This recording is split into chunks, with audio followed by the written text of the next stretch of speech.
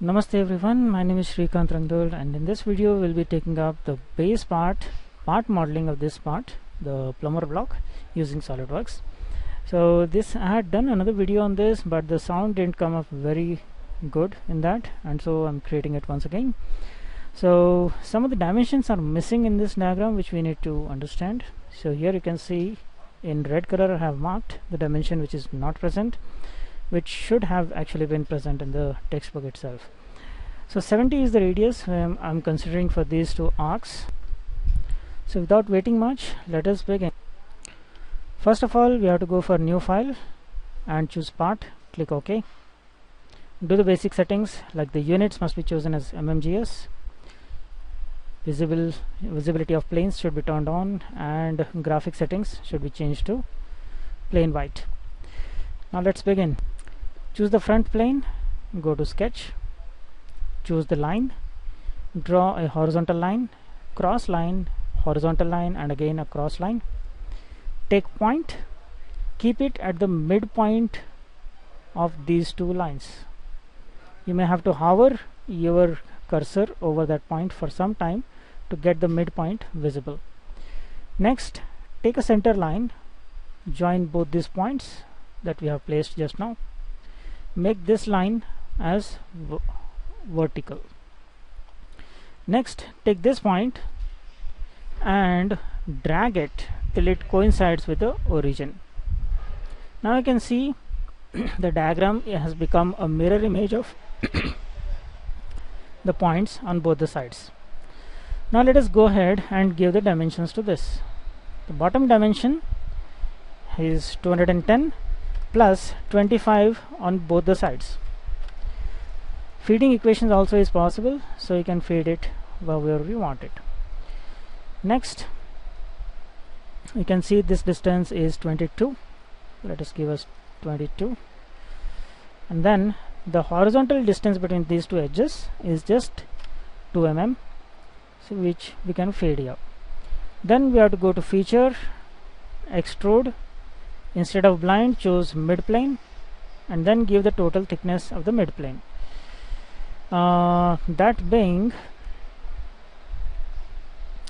64. Let's give 64 here. Click OK. Next, on this top face, we'll have to select the sketch again. Take a circle, orient this properly in the top plane. Circle we have to draw from this point, intersection of the two planes. Draw a large circle and then give dimensions of this. You can see the diameter is being asked, and we know the radius being 70. Into 2 if you do, you will get the diameter. Next, take a line and both its points should be on the circle. Both endpoints of the lines have to be on the circle, and the line has to be horizontal. Move and check whether line is moving properly the way you expect it to. Then select one of the points and the edge, and from the left side here choose coincident. Same thing, repeat it for the bottom side. Draw a horizontal line with both its ends points on the circle. Select one of the endpoints and the edge of the base. Click on the coincident. Then you can use the trim command and draw these lines over the top part of the circle and bottom part to remove it. Now go to features, extrude, and you can see that part is getting extruded. The total height required here is 63 plus 25 minus 22. So let's feed the same, 63 plus 25 minus 22. That will be the height of this particular body required. Click OK, and we can see that this part is almost ready. Now select this front face, go to sketch, and we have to create some cross section. Choose center rectangle option, orient this properly.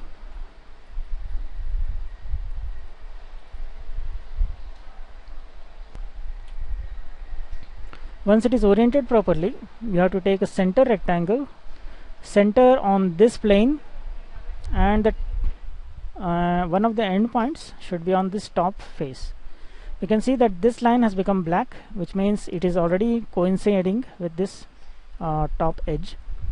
The bottom part of the rectangle is free, so it should be moving like this when you drag and check it. Now let us take a circle, keep its center point at the midpoint of this line and draw a big enough circle. Then use the trim command to remove the parts of the circle from above. Make sure you are trimming only the circle and not any other line.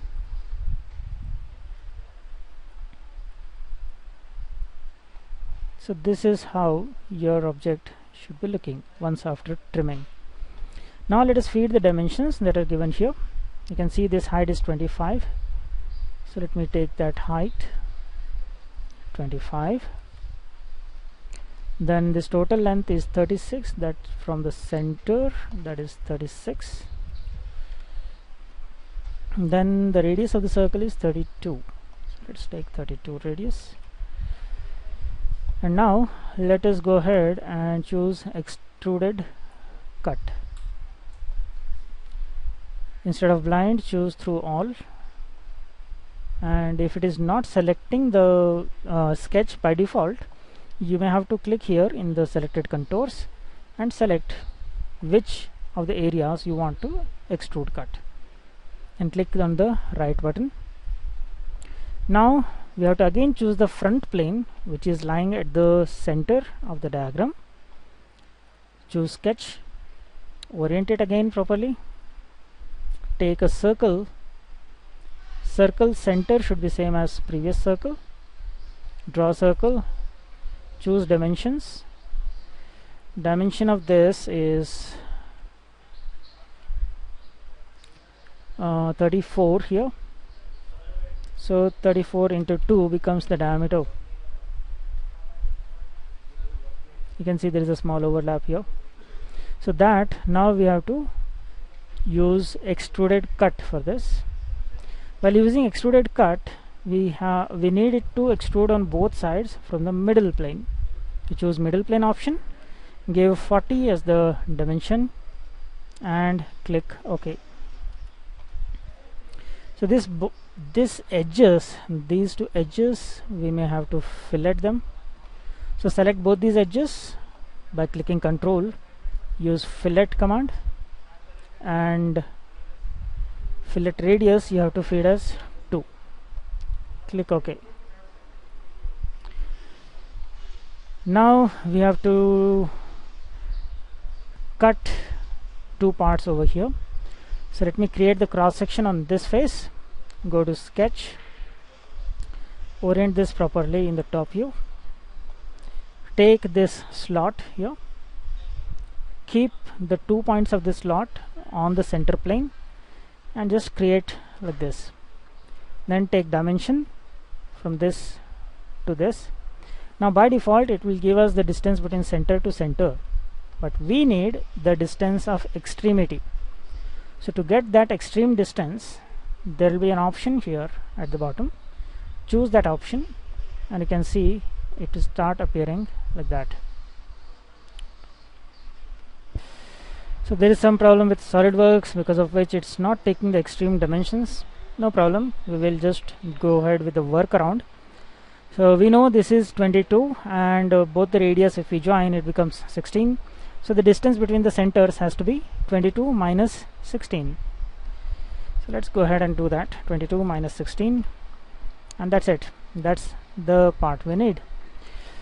Next we have to take the center distance of that from one of the edges as 25. So let's go ahead, this distance from the edge, okay, that's 25, and the radius, okay, actually diameter is 16. You can see that the diagram has completely become black. So now we can do the extrude cut for that, and once again the option we have to choose is through all. Now the same part we need mirrored on this side. So go to features and then mirror, choose the plane, this center plane for mirroring, and the features we have to select this. So if by clicking here, if it is not selected, you may have to go to the tree and select it accordingly. Anyway, now that it is selected, you can see the same is getting reflected on this side. Click OK and the part will get reflected. Now we have to take the bottom surface and create a sketch. Orient this properly. Take a center rectangle again. Center, you have to keep on this center plane and draw a rectangle. Next, I need a mirror of this rectangle on the other side. So I'll just select the whole rectangle and choose mirror entities. All the points have been selected already. Click on the mirror about and select the center plane. You can see in yellow it is being reflected. Click on the right button to finish it. Click the cross button to come out of the mirror command, and if you now drag and see how it's moving like this, keeping itself mirrored on both the sides. So now let us feed the dimensions to constrain it. So this distance has to be 40. Then from the center, one side distance is 6. Then from one of the sides, that distance is 12. Okay, so from this edge, this distance is 12. Okay, so we got this. Now we have to do extrude cut of thickness 2 mm. It has to be blind, of course, in this case. So 2 mm, click OK, and that's it.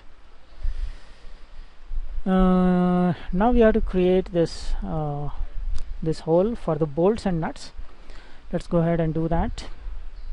So I'll have to go ahead, choose this plane here, go to sketch. I'll have to now create a center rectangle.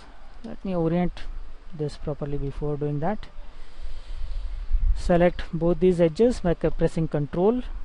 Make them both equal. Equal option is present here. Then choose this distance as 28, and then we will again need mirror of this. So select them all. Go to mirror entities option. Go to mirror about line. Select this middle plane, and you can see it reflected on the other side. Now the distance between these two, we know it is 105. So let me take this smart dimension from center to center. That distance has to be 105. You can see once again that the diagram has become black completely. So we can go ahead and do extrude cut. Height of that from this plane, you can see it is coming out as 12. So let us give 12 height for the extrude cut. Now that it is ready, we will have to do one more extrude cut on this face. Let us say, go to sketch, draw circles. So before that you have to orient this properly. Draw a circle here in this plane. Then we will take mirror of this circle on the other side. So select the circle, choose mirror entities option. Circle is already selected. Select the mirror about line, select the center line, and click OK. So now we need to give the distances. Press escape, smart dimensions. Distance between the centers has to be 105, and the radius for these both has to be 19 diameter.